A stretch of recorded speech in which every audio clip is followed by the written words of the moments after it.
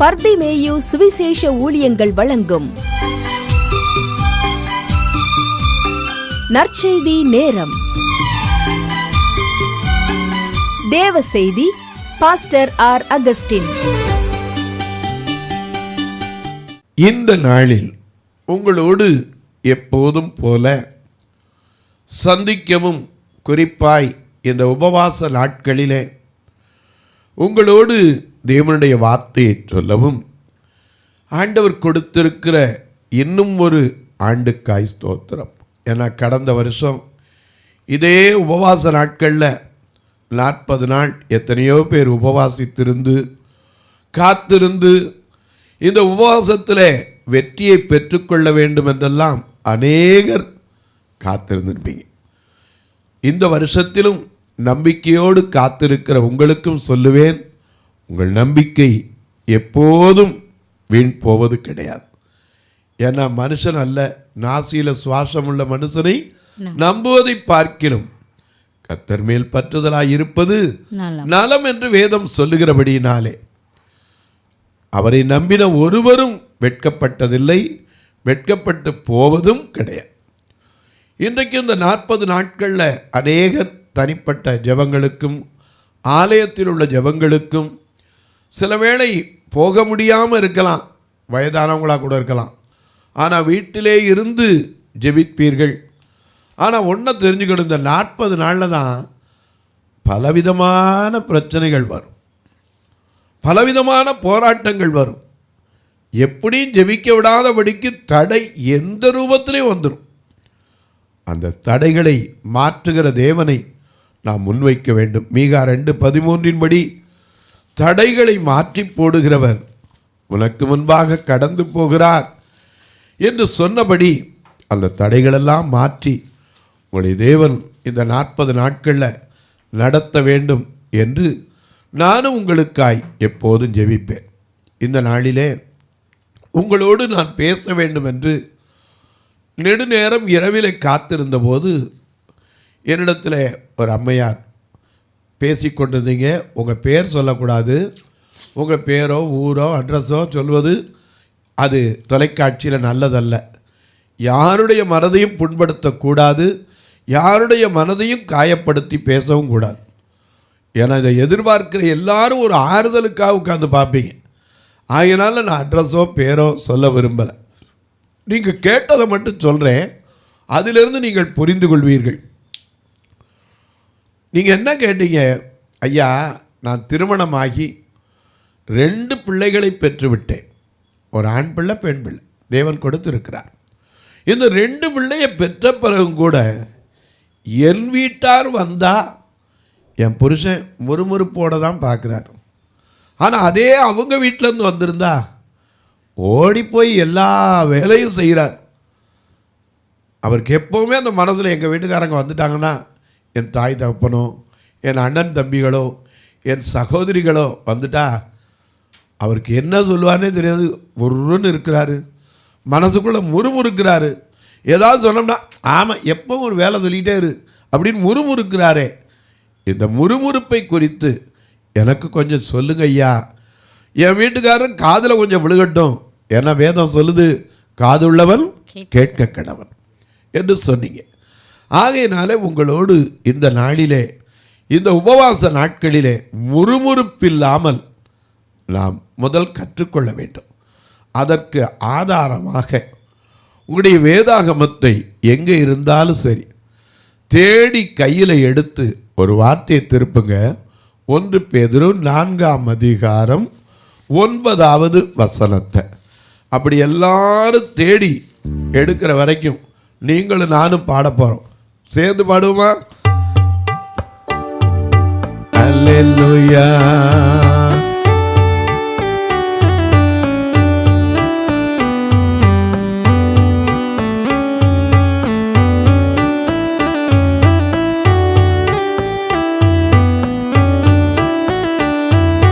உன்னையே பெருத்து விட்டார், ஊழியம் செய்திடலாம், சுயத்தை சாகடித்தார், சுகமாய் வாழ வாழ்ந்திடலாம். உன்னையே வெறுத்து விட்டார், ஊழியம் செய்திடலாம். சுயத்தை சாகடித்தார், சுகமாய் வாழ்ந்திடலாம்.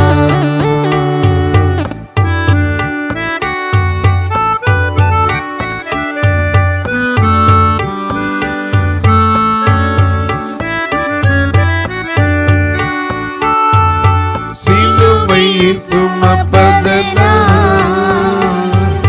சிந்தையே மாறிவிடும்.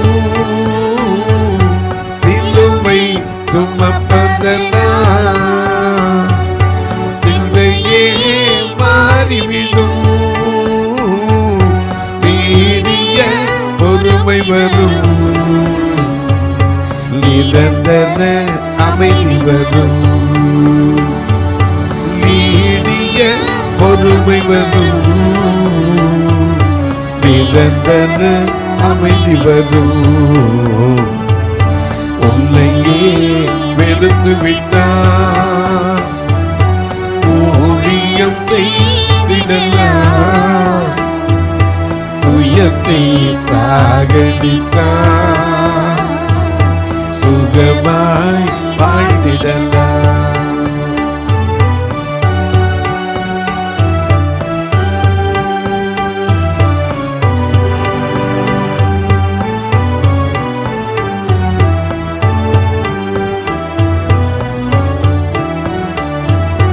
நாளைய தினம் குறித்து கலங்காதே மகளே. நாளைய தினம் குறித்து கலங்காதே மகளே. இதுவரை காத்த தெய்வம் இனியும் நடத்திடுவார். இதுவரை காத்த தெய்வம் இனியும் நடத்திடுவார்.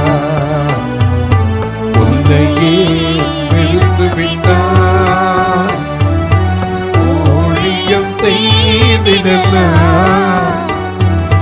சுயத்தை சாகடித்தார், சுகமாய் வாழ்ந்திடலாம். சுயத்தை சாகடித்தார், சுகமாய் வாழ்ந்திடலாம். எல்லாம் எடுத்திருப்பீங்க, எல்லாம் எடுத்திருப்பீங்க. இங்கே நான் வாசிக்க சொல்லட்டுமா? 1 பேதுரு 4வது அதிகாரம் 9ஆம் வசனம். முறுமுறுப்பில்லாமல். நல்ல கவனிங்க, நல்ல கவனிங்க. மனுஷனுக்குள்ள ஒரு குணத்தில் பலவிதமான குணங்கள் இருக்கு. ஏன்னா மனுஷனுடைய இருதயத்தில் நிறைய மறைஞ்சிருக்கு. மிக அழகாக நமக்கு எழுதி வச்சிருக்கிறார். எபேசியர் 4:32 நமக்குள்ள அநேக குணங்கள் மாற வேண்டும் என்று எழுதியிருக்கிறார். மிக அழகாக எழுதி வச்சிருக்கார். ஒருவருக்கொருவர் தயவாயும் மன உருக்கமாயும் இருந்து கிறிஸ்துவுக்குள் தேவன் உங்களுக்கு மன்னித்தது போல நீங்களும் ஒருவருக்கொருவர் மன்னியுங்கள். முடியுதா? நம்மால இந்த உபவாச நாட்கள்ல இருக்கிறோம். நாம் அநேக கசப்புகள் 31ஆம் வசனத்துல சகலவிதமான கசப்பு, கோபம், மூர்க்கம், கூக்குரல், தூஷணம் மற்ற எந்த துர்க்குணமும் உங்களை விட்டு நீங்க கடவுது. நமக்குள்ள இந்த உபவாச நாட்கள்ல இதெல்லாம் மாறணும். ஏன்னா ஏதோ வருஷந்தோறும் வருகிறோம். இயேசு நமக்காக பாடுபட்டார், தியானிக்கிறோம். இயேசு அந்த சிலுவையை சுமந்து போனார். அவருக்கு ஏற்பட்ட அவமானங்கள் கொஞ்சமா? அவருக்கு ஏற்பட்ட அவமானங்கள் கொஞ்சம் கூட யோசிச்சு பாருங்க. அழகா பார்க்கிறோம். ஒரு சின்ன காரியத்தை பார்க்கலாம். மத்தேயு 27ஆம் அதிகாரம் 27 கொஞ்சம் வாசிக்க பார்க்கலாம். அவருக்கு ஏற்பட்ட அவமானத்தில் ஒரு காரியத்தை நாம் பார்க்கலாம். அவர் நினச்சிருந்தா ஒரு நிமிஷம் முறுமுறுத்திருந்தாருன்னா என்ன ஆயிருக்கும்? மத்தேயு 27:27 அப்பொழுது தேசாதிபதியின் போர்ச்சேவகர் இயேசுவை தேசாதிபதியின் அரண்மனையிலே கொண்டு போய் போர்ச்சேவகரின் கூட்டம் முழுவதையும் கூடி வரச் செய்து. ஏன்னா அவர் எங்க போனாலும் ஒரு கூட்டம் இருக்கும், அது தானா வர்ற கூட்டம். ஏன்னா எங்க போனாலும் திரளான ஜனங்கள். யோவான் 6ஆம் அதிகாரத்தில் பார்க்கிறோம், அவர் மலையின் மேலே உட்கார்ந்துருக்கிறார். அப்படி உட்கார்ந்துருக்கும்போது பார்த்தீங்கன்னா ஒரு கூட்டம், திரளான கூட்டம் வருது. அவர் கண்களை ஏறெடுத்து பார்க்கிறார். ஐயோ, இந்த ஜனங்களுக்கு நான் எப்படி சாப்பிட வச்சு அனுப்பேன், இந்த இடத்துல ஒன்றுமே இல்லையே. அவர் பரிதவிக்கிற தேவன், வழியில் சோர்ந்து போவாங்களேன்னு பரிதவிக்கிற ஆண்டவர். அவர் எங்கே போனாலும் சரி ஒரு கூட்டம் பின்னாடியே கூட வரும். எதுக்கு? அவர்கிட்ட போனால் அற்புதம் நடக்கும், அதிசயம் நடக்கும். அவர்கிட்ட போனால் வியாதி சுகமாகும், அவர்கிட்ட போனால் தீராத வேதனைகள் தீரும். இதுக்காக அவரை தேடி ஒரு கூட்டம் வந்துச்சு. ஆனால் இங்கே வந்த கூட்டம் எது தெரியுமா? இவங்களே கூடி வர செஞ்சாங்க. எதுக்கு? அவர் மேலே குற்றம் கண்டுபிடிக்க. தேசாதிபதிகள், அவருடைய போர்ச்சேவகர் எல்லா கூட்டத்தையும் கூடி வர செய்து என்ன செய்தாங்களாம்? வாசிங்க. அவர் வஸ்திரங்களை கழற்றி. எனக்கு அன்பானவர்களே, அவர் வஸ்திரத்தை அவரே கழட்டின இடம் உண்டு. ஏன்னா அன்றைக்கு சீசரின் இடத்துல போகும்போது அவர் பாத்திரத்தில் தண்ணி மொண்டு சீசரண்டை வந்து சீசருடைய கால்களை கழுவினார். பாடுறோம்ல, பந்து விட்டெழுந்திருந்த பரமை ராஜா, பந்து விட்டெழுந்திருந்த பரமையன் ராஜா, 12 சீசர்களும் பணிவிடை செய்ய வந்த 12 சீசர்களும் பணிவிடை செய்ய வந்த பந்து விட்டெழுந்திருந்த பரமையன் ராஜா.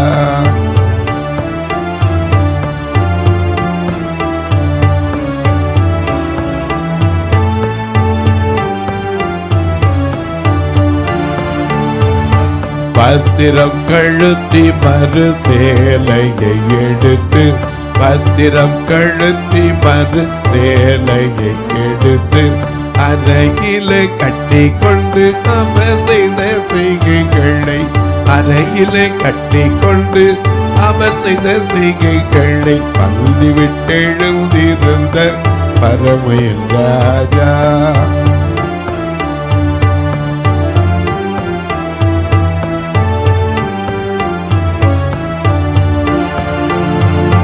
பன்னிரண்டு சீசர்களும் நானோ என்றார், 12 சீசர்களும் நானோ என்றார், காட்டி கொடுக்கும் யூதாசும் நானோ ரபி என்றார், பந்து விட்டெழுந்திருந்த பரமையன் ராஜா.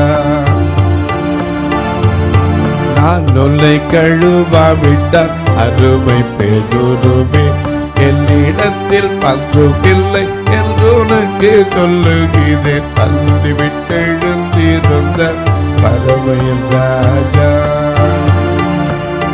அவர் வஸ்திரத்தை கழட்டி அவர் பந்தி இருக்கிற போது எல்லாருடைய கால்களை கழுவினார். துண்டு எடுத்துட்டு வந்து தொடச்சார். பேதுரு கூட கேட்டான். என்ன கேட்டான்? நீர் எங்களுடைய கால்களை கழுவலாமா? ஆமா. உடனே அவர் சொன்னார், நான் உன்னை கழுவாட்டா, என்னிடத்தில் ஏன்ட பங்கு இல்லைன்னா.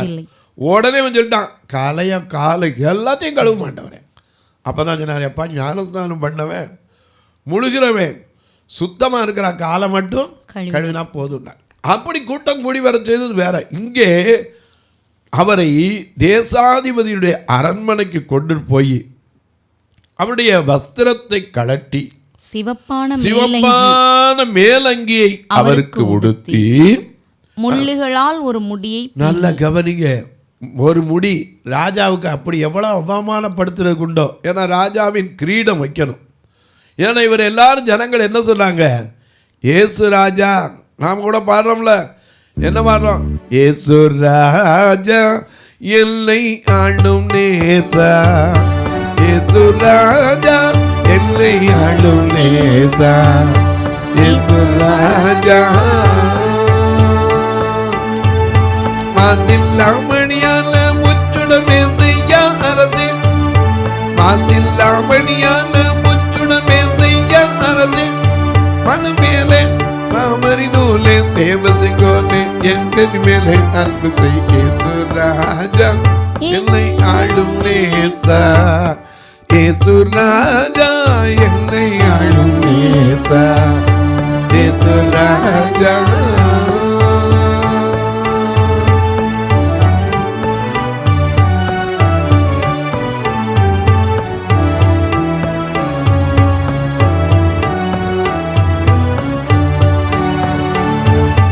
மாசில்லாமணியான முச்சுடன் மேசையா அரசே மனுவேலே மாமரி நூலே தேவ செங்கோலை என்கனி மேலே அன்பு செய்யணும்.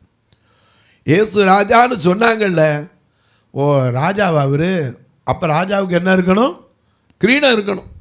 அதனால முள்ளுகளினாலே ஒரு முடியை பின்னி அவர் சிரசின் மேல் வைத்து அவர் வலது கையில் ஒரு கோலை அவர் வலது கையிலே கோலை கொடுத்து, ஏன்னா அவர் நியாயப்பிரமாணிகளுடைய செங்கோலை வைத்திருக்கிறவர்.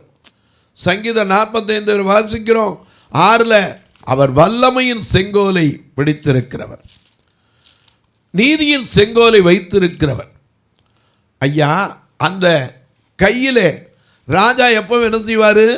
ஒரு கோல் வச்சிருப்பார். எஸ்தரின் புஸ்தகம் 5ஆம் அதிகாரத்தில் பார்த்தீங்கன்னா, எஸ்தர் உபவாசித்து ஜெபித்து ராஜாவை சந்திக்க போகும்போது முற்றத்தில் நிற்கிறான். அந்த ராஜ சட்டத்தின்படி செங்கோல் என்ன செய்யணும்?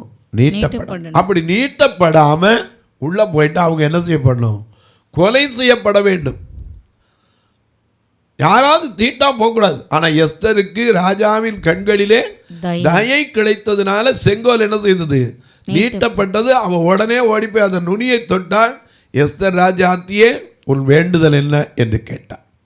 ராஜ்யத்தில் பாதி கேட்டாலும் உனக்கு தருவேன். ஏன்னா ராஜா கையில் ஒரு கோல் இருக்கும். ஏன்னா நமக்கு தெரியும், நம்ம தமிழ்நாட்டை ஆண்ட ராஜாக்கள் செங்கோல் வைத்திருப்பாங்க, நீதியின் செங்கோல். எல்லா மன்னர்களையும் சரித்திரத்தில் பாருங்க, பாண்டியனாக இருக்கட்டும், நெடுஞ்செழியனாக இருக்கட்டும், சோழனாக இருக்கட்டும், எல்லாரும் அந்த செங்கோல் வச்சுருப்பாங்க. அதனால தான் சிலப்பதிகாரத்தில் கூட நாம் பார்க்கிறோம், பாண்டியன் தவறாக நீதி சொன்னதினாலே அவரே சொல்லுவார், வளையாத செங்கோல் வளைந்ததும்பார். ஏன்னா கோவலன் மேலே தவறான குற்றச்சாட்டு வந்துடும். அவன் கொண்டு வந்த சிலம்பு கண்ணகியோட சிலம்பு, இவன் இங்கே கோப்பெருந்தேவியோட சிலம்புன்னு சொல்லி தவறாக தீர்ப்பு சொல்லி அந்த சிலம்பை உடைப்பாள் கண்ணகி.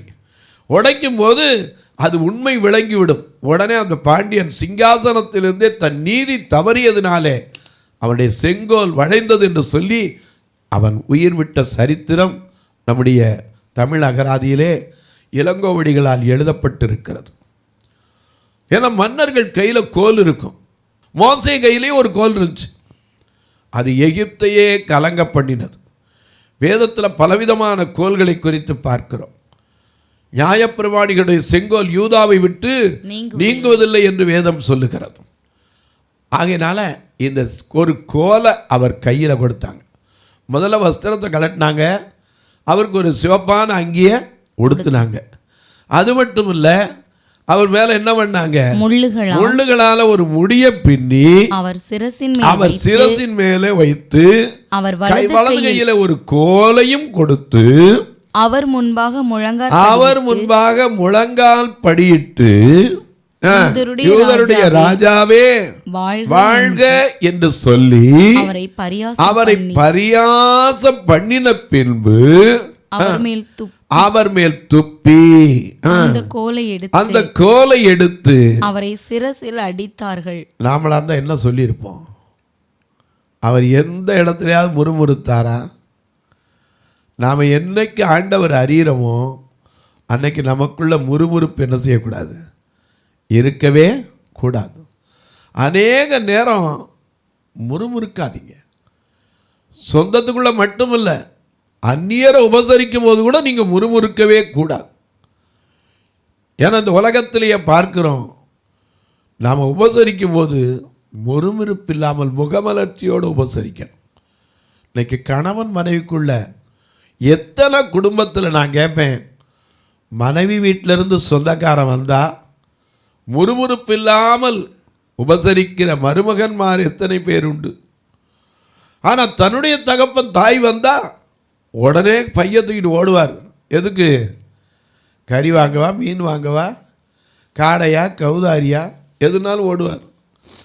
ஆனால் மனைவி வீட்டார் வந்தால் வெளியே சொல்ல மாட்டார். ஆனால் மனசுக்குள்ளே என்ன இருக்கும்? முறுமுறுப்பு. வந்துட்டாயா, சும்மா வந்து நான் பொண்ணை கொடுத்ததான் போதும், எப்போவும் வந்துடுறேன், அங்கே போய் பேசுகிறேன். இன்றைக்கி அநேக குடும்பங்களுக்குள்ளே இந்த பிரச்சனை இருக்கத்தான் செய்யுது. தயவு செய்து ஏதாவது ஒரு கசப்பு கேட்டால் சொல்லுவீங்க, என் மாமனார் சொன்னபடி செய்யலையா, அதான் எனக்கு கசப்பு.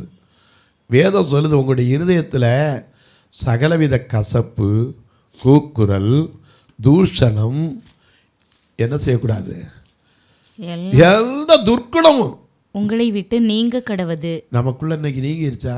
வருஷம் கடந்து வருது. ஒவ்வொரு வருஷமும் நாம் இந்த நாட்களை அனுபவிக்கிறோம். உட்கார்ந்து என்ன செய்யறோம்? பாடுறோம். எல்லாரும் பாடுறோம். சபைக்கு வந்தா உடனே என்ன செய்யறோம்? என்ன பாடுறோம்? போக பாவத்தினை மீட்டோடாயோ, உள்ளமே இயேசு அன்பை நாடாயோ. போக பாவத்தினை மீட்டோடாயோ, மாக்கிருபையாக ஏக நண்பாக, மாக்கிருபையாக ஏக நண்பாக, நாதனும் பொருந்திருந்தார் கேளாய். போக பாவத்தினை மீட்டோடாயோ, உள்ளமே இயேசு அன்பை நாடாயோ. போக பாவத்தினை மீட்டோடாயோ.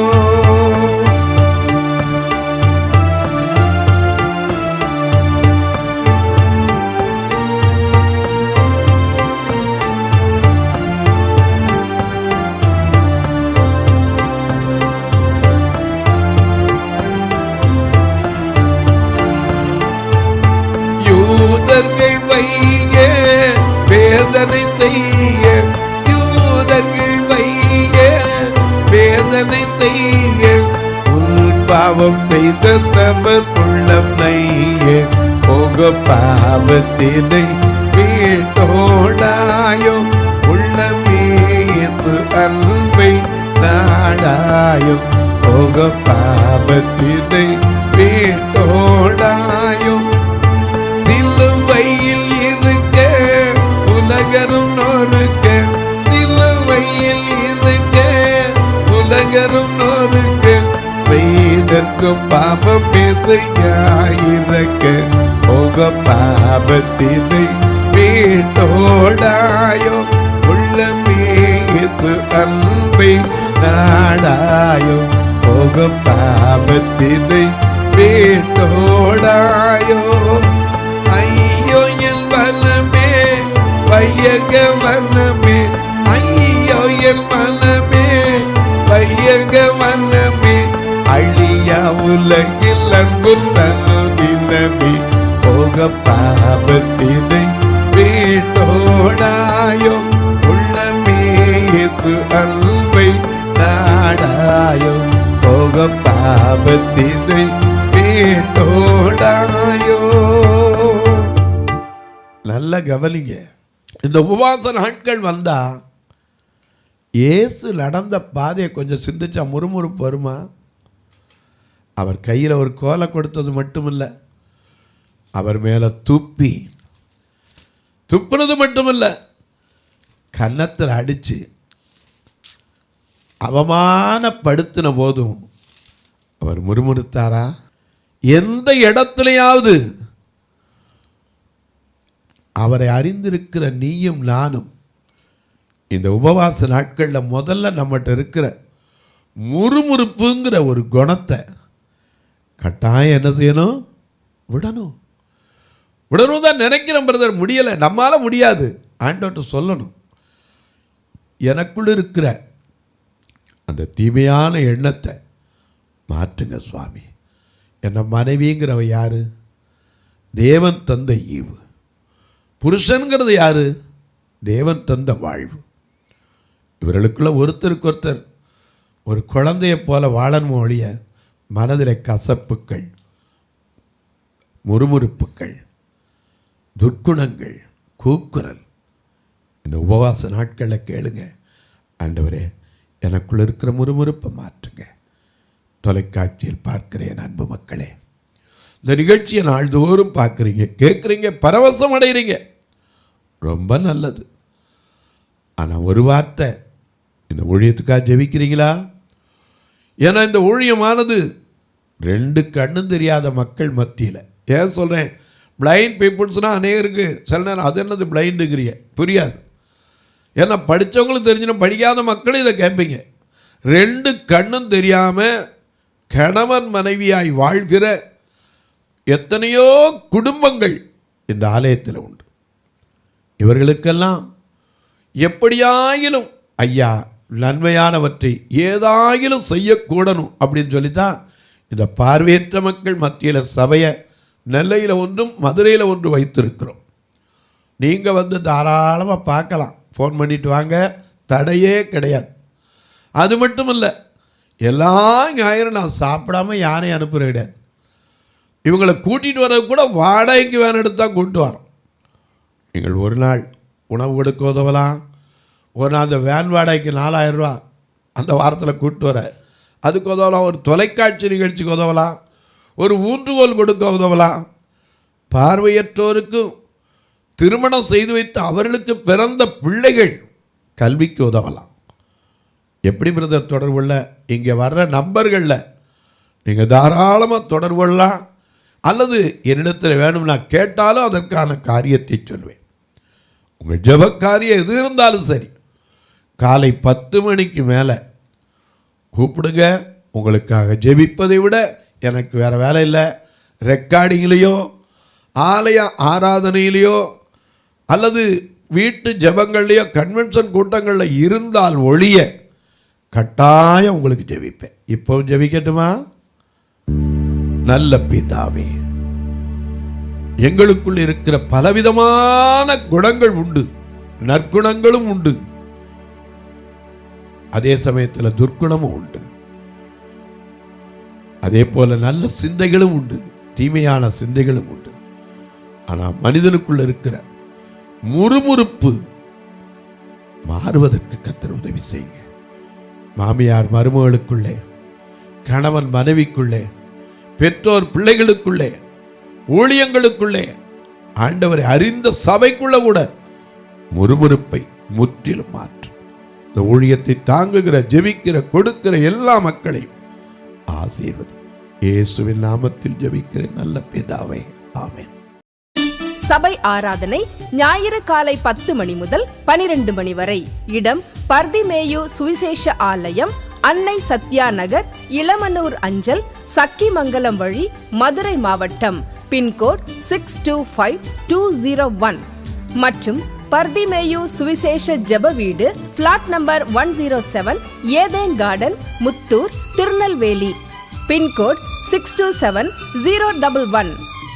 சிறப்பு உபவாச கூட்டம் ஒவ்வொரு மாதமும் 2வது சனிக்கிழமை காலை 10 மணி முதல் 1 மணி வரை நாகர்கோவில் YMCA ஹாலில் வைத்து நடைபெறுகிறது.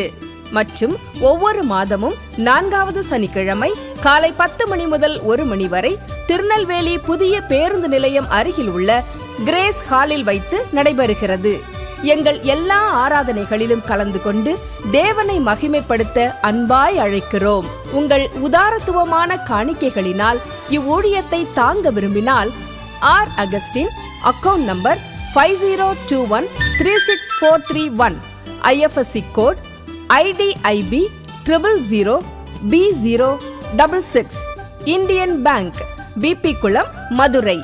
ஜிபே நம்பர் 9842181917, BGM மினிஸ்ட்ரீஸ் மற்றும் 9442559772, பிளைண்ட் மினிஸ்ட்ரீஸ் அகஸ்டின். உங்கள் தொடர்புக்கு பாஸ்டர் ஆர் அகஸ்டின், பர்திமேயு சுவிசேஷ ஊழியங்கள், நாகமலை, புதுக்கோட்டை, மதுரை 625019. தொலைபேசி எண்கள் 9842181917 மற்றும் 9442559772. கர்த்தர் தாமே உங்களை ஆசீர்வதிப்பாராக.